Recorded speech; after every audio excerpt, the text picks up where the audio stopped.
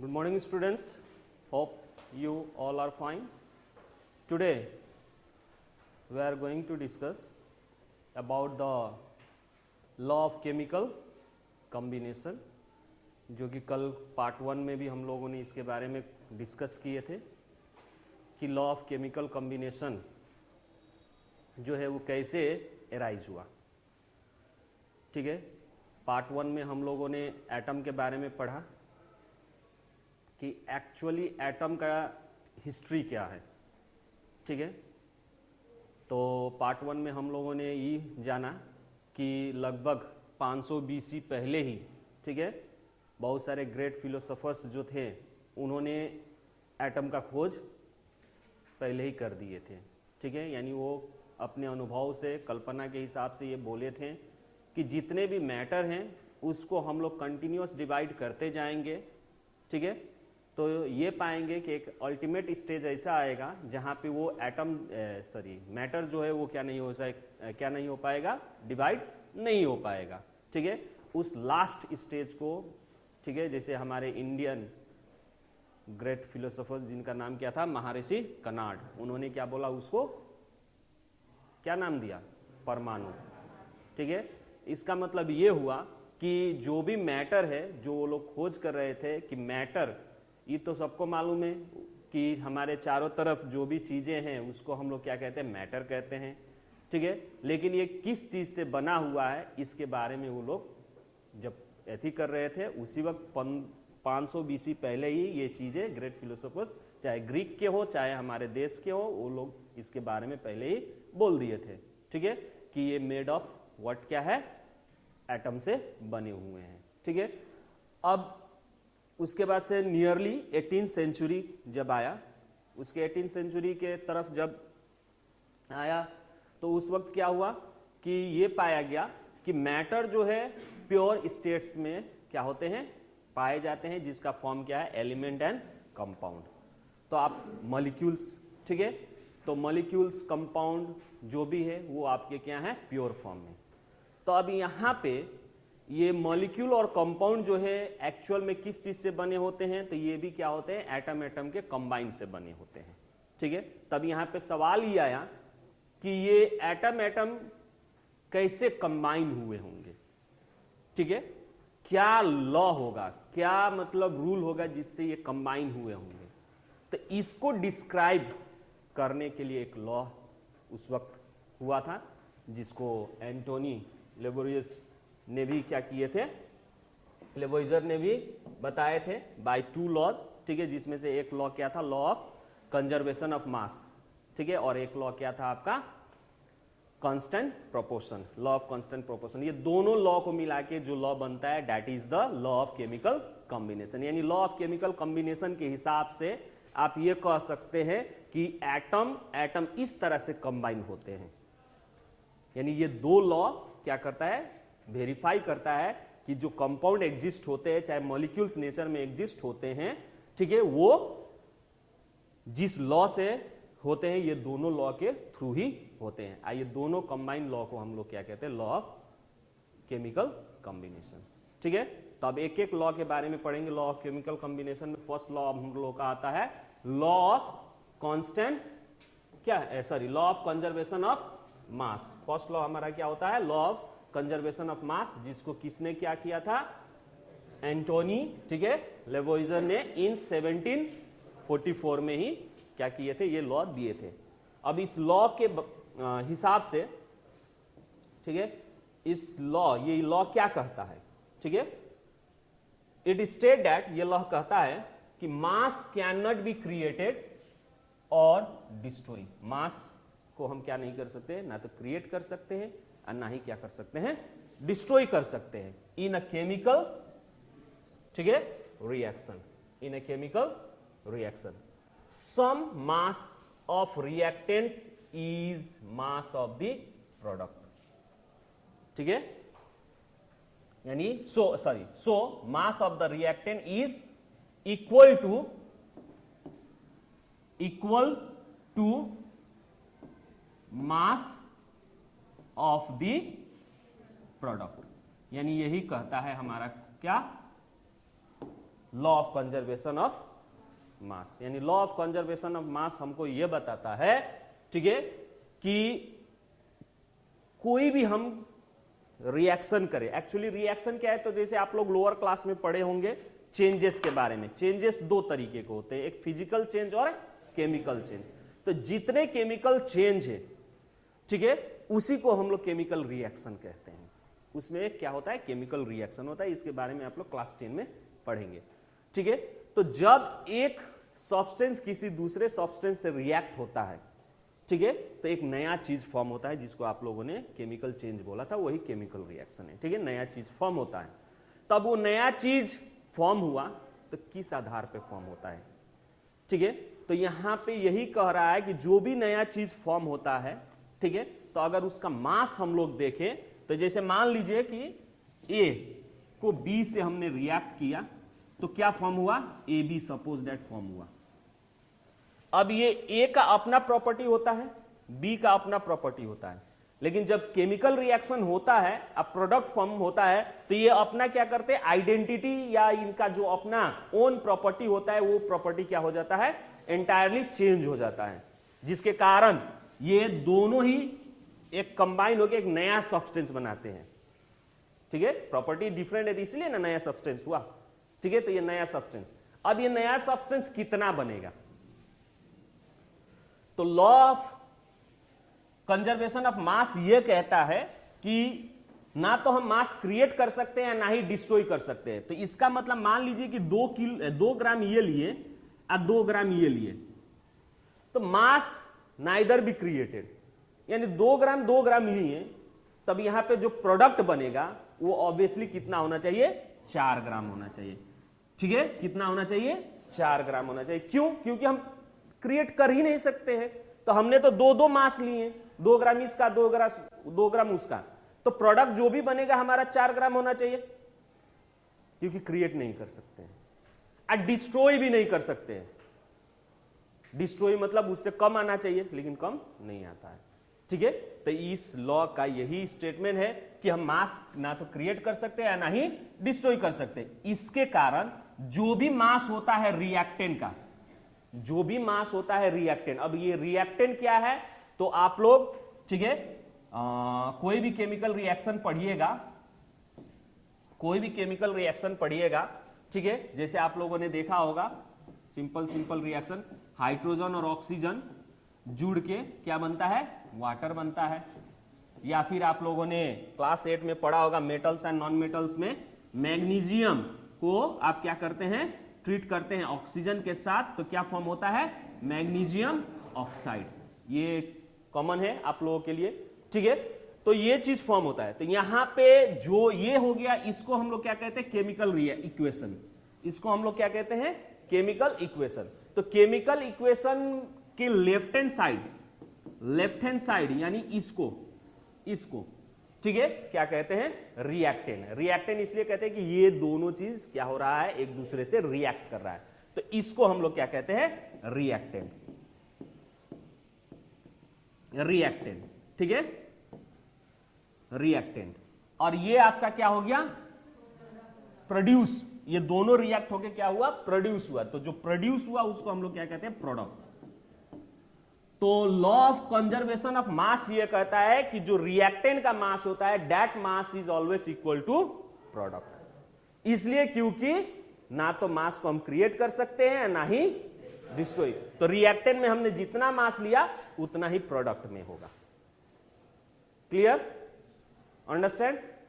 तो कोई भी रिएक्शन जब होता है, ठीक है, कोई भी रिएक्शन जब होता है नेचर में, ठीक है, तो वो नेचर में इसी तरह से रिएक्ट करता है। यानी वो रिएक्शन क्या करता है, law of conservation of mass को क्या करता है, फॉलो करता है। अगर कोई भी चीज आप लेके मिलाइए, जो प्रोडक्ट बनेगा वो प्रोडक्ट हमेशा रिएक्टेंट के बराबर होगा। क्लियर।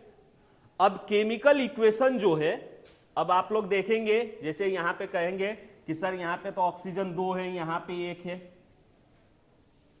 तो ये एक तरह का क्या है, आपका अनबैलेंस केमिकल इक्वेशन है। ठीक है, law of conservation of mass को होल्ड करने के लिए इक्वेशन जो होना चाहिए बैलेंस होना चाहिए, जो कि आप लोग क्लास 10 में पढ़ेंगे। ठीक है, यानी नंबर ऑफ एटम्स, अगर law of conservation of mass को अगर हम लोग दूसरे तरीके से बोले तो number of atoms present in the reactant, number of atoms present in the reactant must be equal to number of atoms present in the product. ठीक है, तो जितना नंबर ऑफ एटम आपका रिएक्टेंट में है उतना ही नंबर ऑफ एटम कितना होना चाहिए प्रोडक्ट में, तबे ना मास इक्वल होगा। जैसे मैग्नीशियम यहां पे एगो है, ठीक है, यहां पे मैग्नीशियम एगो, दोनों बराबर है, तो इसका जो मास होगा उतना ही इसका भी मास होगा।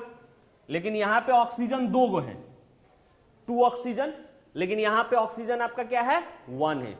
तो मान लीजिए कि x, मान लीजिए 16 ग्राम इसका है, तो 2 ऑक्सीजन होगा तो 32 हो जाएगा, लेकिन यहां तो 16 ही रहेगा ना, इक्वल हुआ नहीं ना हुआ, क्योंकि ये इक्वेशन जो है आपका क्या है अनबैलेंस इक्वेशन है। तो हमेशा इक्वेशन को हमें क्या करके रखना है, बैलेंस करके रखना है। ठीक है, ये आप लोग क्लास 10 में पढ़िएगा बैलेंस करना कैसे किया जाता है। ठीक है, तो इसे हम बैलेंस इक्वेशन लिख देते हैं इसका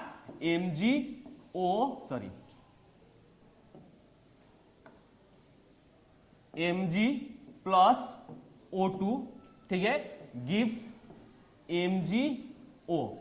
ठीक है, तो यहां पे 2 है तो हम यहां पे 2 लिख देंगे, तो ऑक्सीजन मेरा 2 हो गया, मैग्नीशियम भी 2 हो गया, लेकिन अब यहां पे मैग्नीशियम 1 है तो हम यहां पे 2 लिख देंगे। ठीक है, अब ये लेफ्ट हैंड साइड और राइट हैंड साइड क्या हो गया आपका इक्वल हो गया। ठीक है, तो यहां पे मैग्नीशियम का जो भी मास होता है, तो 2 गो मैग्नीशियम है तो यहां पे भी 2 गो मैग्नीशियम है, मास सेम होगा। ऑक्सीजन का यहां पे जो भी मास होगा, तो 2 ऑक्सीजन है तो यहां पे भी ऑक्सीजन आपका 1 और इसके कारण 2 हो गया। ठीक है, तो ये इसका भी मास क्या हो जाएगा सेम। तो लॉ ऑफ कंजर्वेशन ऑफ मास ये कहता है कि कोई भी रिएक्शन हो नेचर में, ठीक है, उसका रिएक्टेंट का मास हमेशा क्या रहता है प्रोडक्ट के बराबर रहता है। ठीक है, यानी कंजर्व, यहां पे मास जितना था उतना ही मास रहा, तो ये कंजर्व रहा, तो इसी से लॉ ऑफ कंजर्वेशन ऑफ मास हुआ। क्लियर, इसी हिसाब से आपका कोई भी रिएक्शन टेक प्लेस करता है। ठीक है, नाउ अब यहां पे देखिए एक सिंपल सा एग्जांपल करके यहां पे आप लोगों को बताया भी है। A B plus C D, यानी A और B रिएक्ट होकर CD दे रहा है, तो मास ऑफ द रिएक्टेंट कितना है AB प्लस C AB, ठीक है, and mass of the product कितना दिया है CD। तो इस लॉ के हिसाब से क्या हो जाएगा, mass of the reactant must be equal to mass of the product, that means mass of A plus B must be equal to mass of C plus D। ये हो गया। अब एक आप लोगों को यहां पे देखिए एक्सपेरिमेंट करके दिखाया है, यहां पे एक ये बैलेंस हो गया, इलेक्ट्रॉनिक बैलेंस। ठीक है, ये कॉनिकल फ्लैश हो गया, जिसमें आपका ये जो ब्लू कलर का दिख रहा है ये आपका क्या है कॉपर सल्फेट सॉल्यूशन है। ठीक है, यहां पे एक बीकर में आपका क्या किया गया है, हैंग करके सोडियम हाइड्रोक्साइड सॉल्यूशन डाला गया है। तो ये दोनों अब चीज क्या हो गए, रिएक्टेंट हो गए। अभी यहाँ पे मिक्स नहीं हुआ है, कोई मिक्सर नहीं है, अलग अलग है, इसको इस तरह से सिस्टम बनाया गया है कि ये अलग अलग है। ठीक है, वेट देखिए कितना दिया है 67.25 ग्राम, दैट मीन 67.25 ग्राम आपका यहां पे मार्किंग दिखा रहा है ओजन। ठीक है, अभी रिएक्शन नहीं हुआ है। अब इसको क्या किया है देखिए, टेस्ट ट्यूब जो यहां पे सोडियम हाइड्रोक्साइड था उसको अब इसमें क्या कर दिया, मिला दिया है। तो आपका यहां पे दिखाई दे रहा होगा रिएक्शन हो रहा है। ठीक है, रिएक्शन हो रहा है तो प्रोडक्ट में आपका क्या फॉर्म हो रहा है, कॉपर हाइड्रोक्साइड। ठीक है, क्या बन रहा है आपका सोडियम सल्फेट। दो चीज, नया नया चीज बन गया, यानी सोडियम हाइड्रोक्साइड से अब क्या बन गया, सोडियम सल्फेट। कॉपर सल्फेट से क्या बन रहा है, कॉपर हाइड्रोक्साइड। ठीक है, अगर इसका इक्वेशन लिखना हो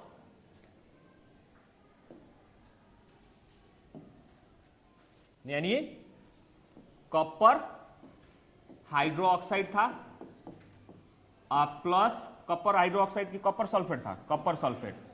ठीक है, कॉपर सल्फेट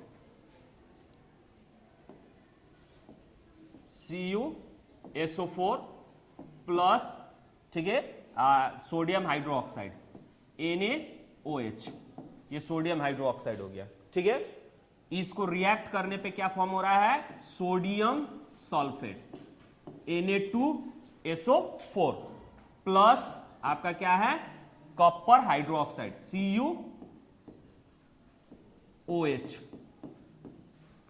ठीक है, कॉपर हाइड्रोक्साइड, ये आपका प्रोडक्ट बना। तो देखिए यहां पे कॉपर सल्फेट से कॉपर हाइड्रोक्साइड हुआ और सोडियम हाइड्रोक्साइड से सोडियम सल्फेट, टोटली नया चीज बना। लेकिन एक चीज गौर कीजिए, अभी यहां पे वेट देखिए, नया बनने के बाद भी वेट आपका क्या दिखा रहा है, सेम है। कितना है, 67.25 ग्राम। यहां पे भी आपका क्या है, 67.25 ग्राम। यानी रिएक्शन होने के पहले जो हमने रिएक्टेंट लिए, जो चीज को लिए, उसका वजन उतना ही है पूरा सिस्टम के साथ। उसी सिस्टम में जब आपने उसको सिर्फ मिक्स कर दिया तो नया चीज फॉर्म हो गया। ये टोटली एंटायरली डिफरेंट चीज फॉर्म हो गया।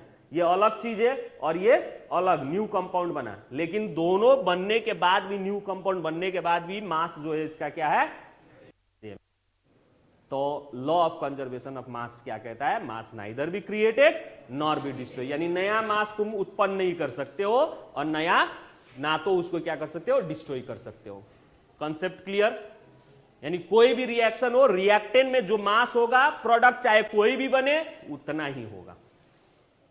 थोड़ा सा अब एरर ओरर आता है, वो तो प्रैक्टिकल करने पे एरर आता है, लेकिन वो क्या होता है, उतना ही बनता है। क्लियर कॉन्सेप्ट, ठीक। Now moves towards next point. अब इसी से रिलेटेड आप लोगों को न्यूमेरिकल्स पूछे जाते हैं, ठीक है। इससे रिलेटेड आप लोगों को न्यूमेरिकल्स पूछे जाते हैं। जैसे यहां पे एक न्यूमेरिकल है। न्यूमेरिकल क्या कह रहा है कि 4 gram of hydrogen reacts, 4 gram of hydrogen reacts with some oxygen, कुछ ऑक्सीजन के साथ, ये नहीं बोला कितना ऑक्सीजन, लेकिन कुछ ऑक्सीजन के साथ, टू मेक 36 यानी 36 ग्राम ऑफ वाटर। यानी 4 ग्राम ऑफ हाइड्रोजन को कुछ ऑक्सीजन के साथ रिएक्ट कर रहे हैं तो 36 ग्राम यानी 36 ग्राम ऑफ क्या बन रहा है, वाटर प्रोड्यूस हो रहा है, ठीक है। अब हमको करना क्या है, तो figure out how much oxygen must have been used by applying the law of conservation of mass. अब law of conservation of mass apply करके हमको ये बताना है कि ऑक्सीजन कितना लिया गया होगा, ठीक है। तो अकॉर्डिंग टू, अभी इसको सॉल्व करने के लिए, ठीक है,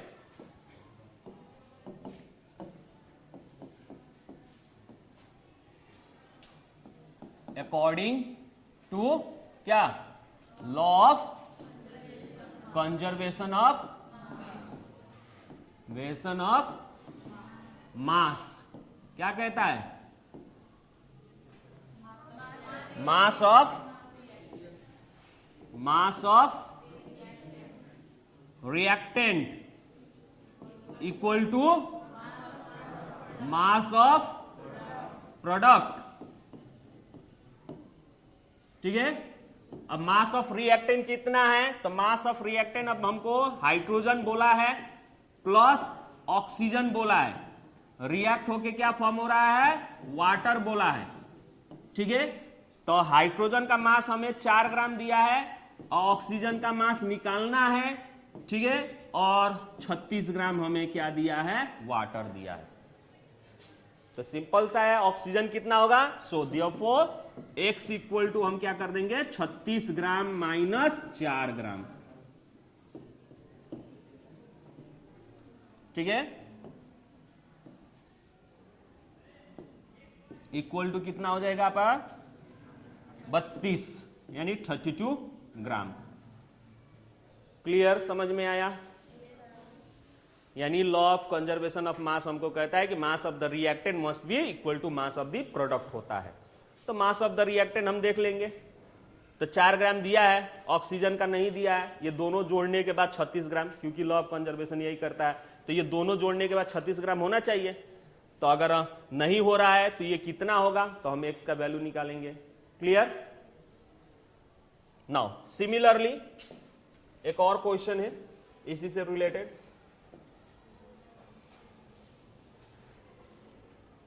सिलिकॉन ऑक्साइड है, सॉरी सिलिकॉन डाइऑक्साइड है, made up of elements silicon and oxygen, यानी सिलिकॉन ऑक्साइड है, ठीक है, जो किस चीज से बना हुआ है, सिलिकॉन और ऑक्सीजन के कॉम्बिनेशन से, जिसमें 46.7% बाय मास ऑफ सिलिकॉन है। उस सिलिकॉन ऑक्साइड में आपका सिलिकॉन का मास कितना है, 46.7%, यानी 46.7%। अब क्वेश्चन कह रहा है कि with what mass of oxygen, किस मास ऑफ ऑक्सीजन से, यानी 10 ग्राम सिलिकॉन ऑक्साइड में सिलिकॉन जो है कंबाइन होगा, ठीक है। क्वेश्चन कह रहा है कि कितना मास ऑफ ऑक्सीजन जो है 10 ग्राम ऑफ सिलिकॉन ऑक्साइड में सिलिकॉन के साथ कंबाइन होगा। Question clear? So anyone who wants to do? देखिए, पहले तो हम ये करें कि जो सिलिकॉन ऑक्साइड फॉर्म हुआ है, तो हमारा यहां पे सिलिकॉन का परसेंटेज दिया हुआ है, ठीक है। तो सिलिकॉन का हमारा परसेंटेज दिया हुआ है, दैट मीन सिलिकॉन ऑक्साइड मान लीजिए, ठीक है, 100% है, 100, ठीक है, सिलिकॉन ऑक्साइड। उसमें से सिलिकॉन कितना है, 46.73, sorry 46.7। So percentage of oxygen, percentage of oxygen in silicon oxide equal to कितना हो जाएगा आपका, 100 minus percentage of silicon, percentage of silicon होगा ना जी। ऑक्सीजन का हमें इसमें से निकालना होगा, क्योंकि सिलिकॉन ऑक्साइड ऑक्सीजन और सिलिकॉन से बना हुआ है, ठीक है। तो ऑक्सीजन और सिलिकॉन में सिलिकॉन का आपका दिया हुआ है, तो 100 में से सिलिकॉन का घटा देंगे तो ऑक्सीजन का आ जाएगा। तो अब हम इसको क्या करेंगे, 100 माइनस सिलिकॉन का कितना है, 46.7, ठीक है, परसेंटेज। तो इसको निकालेंगे तो कितना होगा आपका, 53.3%, यानी 100 ग्राम में हमारा कितना है, 53.3 ग्राम ऑक्सीजन है। तो अब क्वेश्चन कह रहा है कि 10 ग्राम अगर सिलिकॉन ऑक्साइड होगा तो सिलिकॉन के साथ ऑक्सीजन कितना कंबाइन होगा। तब इसी परसेंटेज में हम लोग करेंगे, क्योंकि हर एक 100% कोई भी सिलिकॉन ऑक्साइड हो रहा है जिसमें सिलिकॉन कितना हो रहा है, 46.7, ऑक्सीजन कितना रह रहा है, तो हर एक कोई भी सिलिकॉन ऑक्साइड होगा उसमें यही रेशियो होगा, ठीक है। तो हम लोग अब उसका भी कर लेते हैं, ठीक है। नाउ तो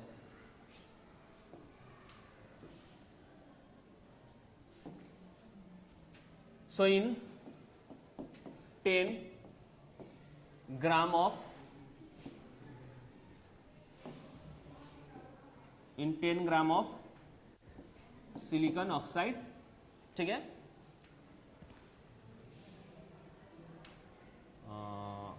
मास ऑफ ऑक्सीजन इक्वल टू कितना हो जाएगा आपका, अब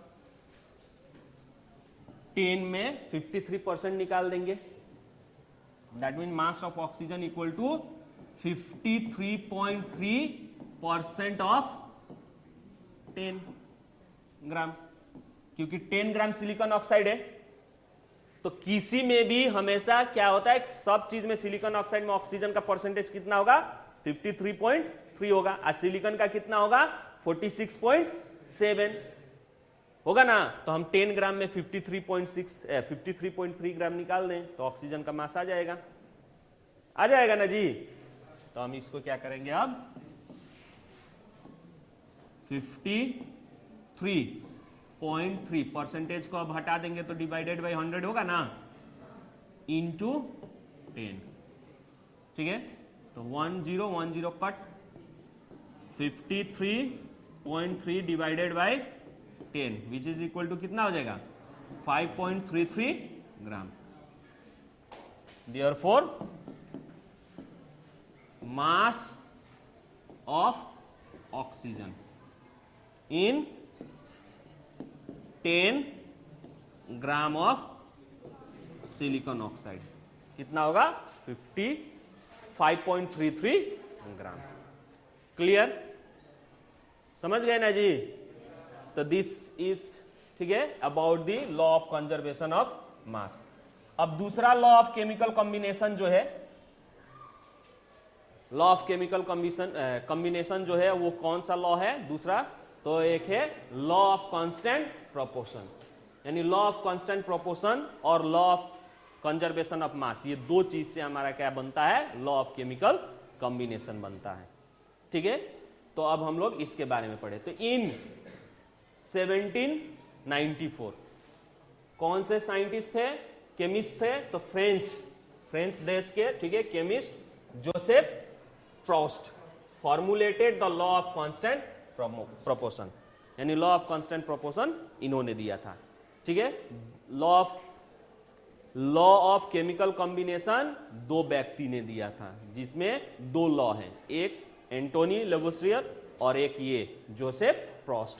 ठीक है, आता है मल्टीपल चॉइस क्वेश्चन में आ जाएगा। ठीक है,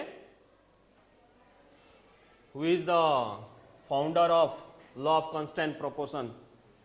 ठीक है, तो अलग अलग है, एक ही नहीं है। ठीक है, now so the law of constant proportion अब क्या कहता है? ये लॉ क्या कहता है? ठीक है, तो law of constant proportion state that a given chemical compound, जो भी गिवन केमिकल कंपाउंड होता है, always contain it's component element in fix ratio and does not depends on its surface, ठीक है, एंड मेथड ऑफ प्रिपरेशन। यानी constant proportion, law of constant proportion ये कहता है कि कोई भी कंपाउंड हो, ठीक है, वो चाहे किसी भी स्रोत से फॉर्म हो, जैसे कंपाउंड मान लो कार्बन डाइऑक्साइड, अब बहुत सारे क्या है सोर्सेस है कार्बन डाइऑक्साइड प्रोड्यूस होने का। अभी हम लोग ब्रीदिंग करेंगे तो जब एक्सेल करेंगे तब भी कार्बन डाइऑक्साइड प्रोड्यूस होता है। ठीक है, उसके बाद से कोई चारकोल हम लोग जलाएं, वहां पे भी कार्बन डाइऑक्साइड प्रोड्यूस होता है। तो हर एक जगह क्या है आपका, जैसे कैल्शियम कार्बोनेट है, उसको आप हीट कीजिएगा तो वहां पे भी कार्बन डाइऑक्साइड प्रोड्यूस होगा। कोई भी फ्यूल जलाइएगा वहां पे भी कार्बन डाइऑक्साइड प्रोड्यूस होगा। तो कार्बन डाइऑक्साइड प्रोड्यूस होने का बहुत सारे स्रोत है, लेकिन जहां से भी आप कार्बन डाइऑक्साइड लाइए, उसमें जो कार्बन और ऑक्सीजन का जो क्या होता है कॉम्बिनेशन रेशियो होता है, वो रेशियो हमेशा क्या रहता है? कांस्टेंट रहता है, फिक्स रहता है। इसीलिए इस लॉ को क्या किया गया है? The law of constant proportion. ठीक है, इसीलिए इसको लॉ ऑफ कांस्टेंट प्रोपोर्शन कहा गया है। तो इसके बारे में हम लोग नेक्स्ट क्लास में और डीपली क्या करेंगे? डिस्कस करेंगे। तो आज के वीडियो में बस इतना ही। Thank you, have a nice day.